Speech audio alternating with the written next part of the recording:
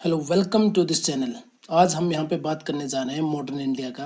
कि किस तरह से जो मॉडर्न इंडिया है उस इतिहास को किस तरह से पढ़ा जाए। इसके लिए I have made different section. मैंने अलग अलग सेक्शन यहाँ पे क्रिएट किए हैं जिससे कि आपके लिए बहुत ज़्यादा इजी हो जाएगा कि किस तरह से हर एक सेशन को आप कंपाइल कर सकते हैं और अंत में सबको जब आप एक साथ मिलाएंगे so that you will find that you are able to tackle every question. हमने यहाँ पे मॉडर्न इंडिया के अंदर अलग अलग सेक्शन तैयार किए हैं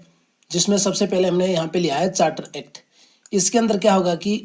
जितने भी चार्टर एक्ट, रेगुलेशन या जो गवर्नमेंट ऑफ इंडिया के एक्ट वगैरह है वो सारे के सारे हम डिस्कशन कर लेंगे 1700 टू 1947 के अंदर। सारे के सारे सेशन जब इसके अंदर हो जाएंगे, जब गवर्नमेंट इंडिया एक्ट चाहे वो 1919 हो, 1935 हो, 1947, सबको अलग अलग तरह से रिवाइज किया जाएगा, सबके पॉइंट अलग अलग किए जाएंगे ताकि हम इसका रेलेवेंस समझ सके पॉलिटी के अंदर इसका रेलेवेंस, और उसी के साथ ही हिस्ट्री के अंदर कि हिस्ट्री के साथ भी इसका रेलेवेंस क्या है। क्योंकि अगर आप इसको पॉलिटी के अंदर पढ़ेंगे तो पॉलिटी का कुछ और रेलेवेंस निकल के आएगा, हिस्ट्री के अंदर कुछ रेलेवेंस इसका और रहेगा। तो ये सारी चीजें चार्टर एक्ट के अंदर होगी। इसके बाद आप किसी भी क्वेश्चन को टेकल करने में पीछे नहीं हट सकते जिसमें चार्टर एक्ट, रेगुलेशन या फिर वो गवर्नमेंट ऑफ इंडिया के एक्ट हो। दूसरे हमने इसको डिवाइड किया है जिसमें है टाइमलाइन एंड वेरियस इंसिडेंट। सबसे पहले चार्टर एक्ट के बाद हम उसमें देखेंगे कि मॉडर्न इंडिया के अंदर जो इंसिडेंट रहे हैं 700 से 1947 के बीच किस तरह के इंसिडेंट रहे हैं, इसके अंदर मेन जो क्रोनोलॉजी है वो किस तरह से रही है, वेरियंस इंसिडेंट है उसमें कौन इन्वॉल्व है और वो कहाँ पे हुए। इसमें हम ब्रीफ एक इंसिडेंट देखेंगे या एक क्रोनोलॉजी देखेंगे जिसके अंदर हम ये कवर करेंगे 700 टू 1947 के अंदर। उसके बाद हमारे पास क्या होगी, वेरियस कमेटी एंड ऑर्गेनाइजेशन जो हमारे पास होंगे कि किस तरह की कमेटीज वगैरह फॉर्म हुई या ऑर्गेनाइजेशन हुए, चाहे वो ऑर्गेनाइजेशन रिलेटेड हो, आपके मेंटिस रिलेटेड हो, चाहे वो आपके रिलेशन से हो, क्विट मूवमेंट के लिए जो क्विट इंडिया मूवमेंट हो गया या किसी भी तरह के जो मूवमेंट हुए हैं उसके अंदर आप देखेंगे कि किस तरह से ऑर्गेनाइजेशन वहां पे फॉर्म हुई है, वो फॉरेन के अंदर किस तरह से हुई है या इंडिया के अंदर वो किस तरह से हुई है, दोनों चीजें हम यहाँ पे देखेंगे। उसके बाद हमारे पास जो मेन चीज बचेगी वो रहेगी कमेटीज क्या होगी, जिसके अंदर हम देखेंगे कि फेमेन या कमीशन वगैरह बोल सकते हैं, फेमेन कमीशन क्या रही, या फिर किसी और चीज के लिए जैसे इरिगेशन के अंदर कौन सी कमीशन रही, या उन्होंने इरिगेशन के अंदर क्या बेस्ट चीजें वहां पे की है। वेरियस कमेटी होगी, वो बैंक से रिलेटेड हो सकती है, वो फेमाइन से रिलेटेड हो सकती है, या वो किसी अदर एक्ट के लिए हो सकती है, या किसी तरह की कमीशन बिठाई गई या इंक्वायरी की गई हो किसी डिफरेंट इंसिडेंट के ऊपर, वो हम यहाँ पे देखेंगे। उसके बाद जो फोर्थ सेक्शन मैंने यहाँ पे क्रिएट किया है वो है रिबेलियंस एंड फिजेंट्स रिवोल्ट, जिसके अंदर हम देखेंगे कि किस तरह से जो रिबेल होते हैं, वो किंग हो चाहे वो लोकल एरिया से हो या वो फिजेंट्स रिलेटेड मूवमेंट हो, किस तरह से फिजेंट अफेक्ट हुए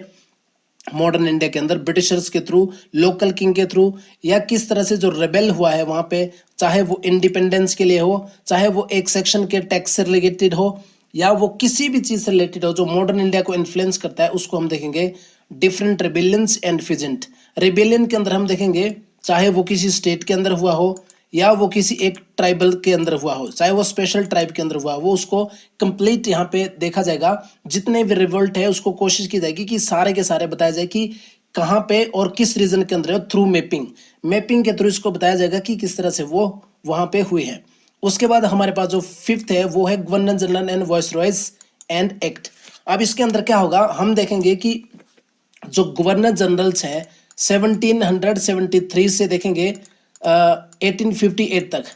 जब तक हमारे पास गवर्नर जनरल्स होते हैं। उसके बाद ये चेंज होते थे वॉइस रॉय के अंदर। फिर हम वॉइस रॉय देखेंगे कि वो 1947 को किस तरह से इन्फ्लुएंस करते हैं, वो चीजें हम यहाँ पे सारी देखेंगे किस तरह से वो इसको इन्फ्लुएंस करते हैं, या उनके रेन के अंदर किस तरह के स्पेसिफिक ट्रीटीज, स्पेसिफिक एक्ट या उनके द्वारा क्या स्पेशल जो वर्क किया गया है जो इंडियन से रिलेटेड हो या उनके खुद के बेनिफिट के लिए, वो किस तरह से मॉडर्न इंडिया को इन्फ्लुएंस करता है। फिर उसके बाद हमारे पास ये कंप्लीट हो जाएगा। इसी के साथ ही इन्हीं गवर्नर जनरल के साथ क्या होगा कि जो स्पेशल सेशन वगैरह हुए होंगे, आईएनसी के स्पेशल सेशन, उसको भी इसी के अंदर कंक्लूड किया जाएगा कि किस तरह से वो सेशन अलग अलग जगह पे हुए, उसका रेलेवेंस क्या है और कहाँ पे कौन प्रेसिडेंट बना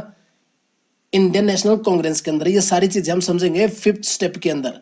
फिर उसके बाद जो हमारे पास मेन चीजें बच जाएंगी वो रहेगी education, judiciary and local self government. अब मॉडर्न इंडिया के अंदर हम देखेंगे कि किस तरह की प्रॉब्लम हमारे पास आती है एजुकेशन से रिलेटेड, चाहे वो जुडिशरी से रिलेटेड हो या वो हमारी लोकल सेल्फ से रिलेटेड हो। इसके अंदर हम समझने की कोशिश करेंगे what is the condition of the education, judiciary and local self government during the Britishers, और किस तरह का उनका कंट्रीब्यूशन रहता है जो हम आज भी फॉलो कर रहे हैं, सो दैट हम इसको अच्छी तरह से समझ पाए कि किस तरह की बेनिफिशियल के लिए या खुद के ऑन पर्पज के लिए उन्होंने वो एक्ट वगैरह वहां पे इम्पोज किए हैं या किस तरह से वो मॉडर्न इंडिया को इन्फ्लुएंस करते हैं। जब ये 5 की 5 चीजें या 6 जितने भी हमने स्टेप बताए हैं ये कंप्लीट हो जाएंगे, उसके बाद क्या होता है कि मेन जो सिस्टम है समझने का उसके बाद शुरू होता है। जब ये 6 कंपोनेंट हमारे पास रेडी हो जाएंगे कि किस तरह से हम समझ पाएंगे कि चार्टर एक्ट किस तरह से इन्फ्लुएंस हुए हैं, फिर हम वेरियस इंसिडेंट वगैरह देखेंगे सो दैट हमारे को एक ब्रीफ आइडिया मिल जाएगा कि कहाँ पे किस तरह से चीजें हुई है या वो चार्टर एक्ट से किस तरह इन्फ्लुएंस होती है। इसी के इंसिडेंट के अंदर हम वहां पे देख लेंगे बैटल्स वगैरह साथ में होगी जो। उसके बाद वेरियस कमेटी ऑर्गेनाइजेशन, रेबेलियन, और ये सारी चीजें जब कंबाइन होगी तो ये पहुंचेगी हमारे पास यहाँ पे कंबाइन होके एक्सप्लेनेशन के लिए, जिसके अंदर हम समझेंगे 700 से 1947 तक सारे के सारे मेन इंसिडेंट होंगे, जिसमें हम देखेंगे एडवेंट ऑफ ब्रिटिशर्स रिलेटेड और टिल 1947 तक, जिसमें हम एक एक बारीक से बारीक चीज समझने की कोशिश करेंगे। इवन ये जो हिस्ट्री का कॉम्प्रिहेंसिव क्लासेस या कोर्स वगैरह होगा ये एलिजिबल या बेस्ट रहेगा आपका HPAS। आप इसके थ्रू HS वगैरह की प्रिपरेशन होगी, एलाइट की होगी, या किसी भी और जो सेंटर स्पॉन्सर्ड एग्जाम्स होते हैं जैसे SSC हो गया,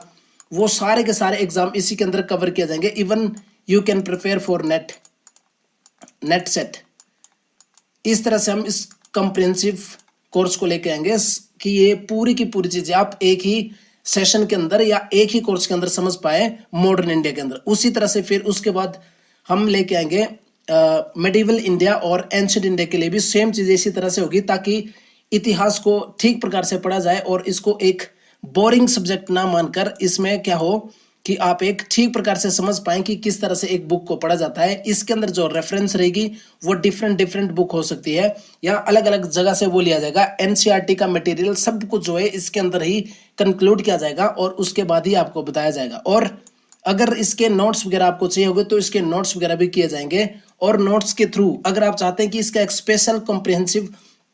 कोर्स टाइप या एक PDF क्रिएट किया जाए तो उसके लिए भी मैं एक बुक क्रिएट करूंगा जिसमें डिफरेंट बुक से रेफरेंस लेके उसके अंदर मटेरियल ऐड किया जाएगा, ताकि आपको अलग अलग बुक्स ना पढ़ने के बजाय सिर्फ एक ही बुक से आपका काम हो जाए और उसी को आप कंटिन्यूसली रिपीट करते रहे और आपके ये सारे एग्जाम इजी रहे। तो उसके लिए मैं एक कोर्स लॉन्च करूंगा और उसका जो प्राइस रहेगा वो मेडिकल टाइप का प्राइस रखा जाएगा। सो मिलते हैं अगले लेक्चर के अंदर जिसमें हम स्टार्ट करेंगे चार्टर एक्ट एंड रेगुलेशन से। सो बने रहिए इसी चैनल के साथ। Thank you so much.